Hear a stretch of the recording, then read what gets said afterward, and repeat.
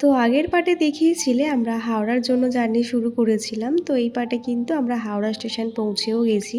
তো এখান থেকে এখন আমরা চলে যাব একদম হাওড়া স্টেশনের বাইরে, যেখান থেকে আমরা ক্যাব বুক করে যাব হচ্ছে শালিমার স্টেশনে। তো আমাদের ট্রেনটা কিন্তু হাওড়া থেকেই ছিল, তো কিছু প্রবলেমের জন্য কিন্তু সেটা শালিমার থেকে দিয়ে দিয়েছে।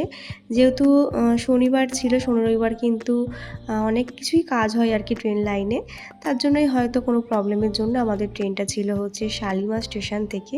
তো দেখো এখন সব কচি কাচাতে নিয়ে আর কি সব লাগেজ টাগেজ নিয়ে আমরা বাইরের দিকে চলে যাচ্ছি।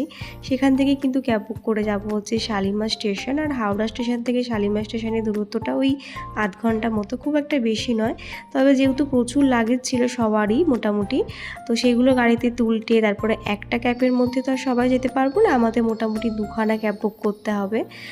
তো দেখো আমরা চলে আসলাম এখানে। তো আমরা কিন্তু এখানে ইয়ার্তি সাথী বুক করে নিয়েছিলাম, আর সেখান থেকেই কিন্তু আমরা প্রথমে 4 জন মিলে যাচ্ছি শালিমারে। আর নেক্সট যারা আছে আর কি তোমার দাদা ভাই, আমার 2 দেওর, আরও 2 জন আসছে, তারা কিন্তু সেকেন্ড ক্যাবে আসবে, মানে পরের গাড়িতে ওরা আসবে।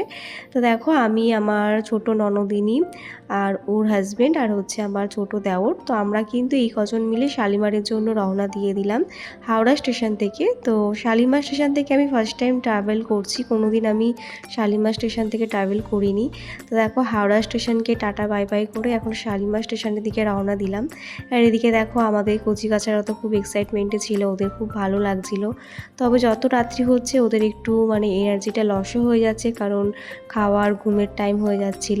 তো আমি আর আমার ছোটো ননদি কিন্তু শালিমার স্টেশনে গিয়ে ওদেরকে খাইয়ে নিয়েছিলাম, রাতের ডিনারটা ওখানে গিয়ে করে নিয়েছিলাম।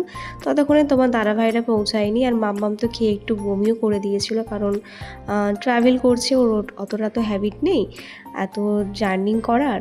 যাই হোক, তারপরে দেখো বলতে বলতে চলে আসলাম হচ্ছে শালিমার স্টেশনে। একদম গঙ্গার গা দিয়ে কিন্তু আমরা গাড়িতে করে আসলাম, তো খুব ভালো লাগছিলো জানো তো। তারপরে দেখো এখানে আসার পর কিন্তু এখানে ট্রলিটা আর কি চেক করে নিল। আমার ট্রলিটা তোমার দাদাভাইয়ের কাছে আছে, এখানে আমার 2 দেওরের ট্রলি ছিল। তারপর দেখো আমাদের ট্রেন কিন্তু ঢুকিয়েও দিয়েছে, ওই যে আমাদের ট্রেন এখনও দরজা খোলেনি, তবে এই টাইমটায় কিন্তু আমরা আমাদের বাচ্চাগুলোকে খাইয়ে নিয়েছিলাম। তো তোমাদের তো বললামই মামাম একটু বমি করে দিয়েছিল, মামামের খিদে পেয়ে গেছিলো, সাথে একটু অ্যাসিডিটি হয়ে গেছিলো। তারপরে ওকে এখানে চেঞ্জ করে দিয়েছিলাম হাত পা ধুইয়ে।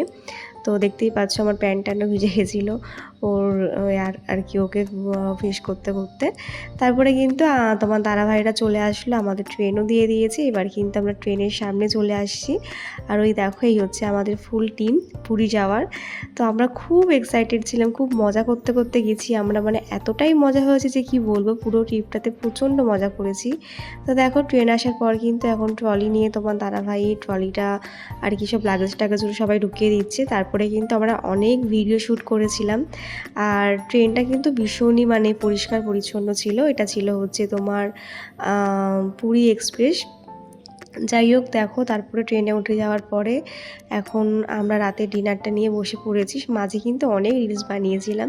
তো আজ রাতের ডিনারে ছিল হচ্ছে বিরিয়ানি, সেটা খেয়ে কিন্তু সবাই মিলে এখন ঘুমানোর তোড়জোড় চলছে। তোমার দাদাভাই এখানে আমার বিছানাটা পেতে দিচ্ছে আর কি, যেটা আর কি এসি কম্পার্টমেন্টে থাকে। তোমার দেখো একটা বালিশ দিয়েছে, 2খানা বেডশিট আর একটা কম্বল। প্রচণ্ড ঠান্ডা লাগছিলো ভোরের দিকে। তারপরে দেখো ঠাকুরের নাম করে জয় জগন্নাথ করে আমাদের ট্রেনটা ছেড়েও দিয়েছে। জানো তো সারা রাত্রি কিন্তু আমার ঘুম হয়নি। আর আমি কিন্তু বলতে গেলে ফার্স্ট টাইম এসিতে ট্রাভেল করছিলাম।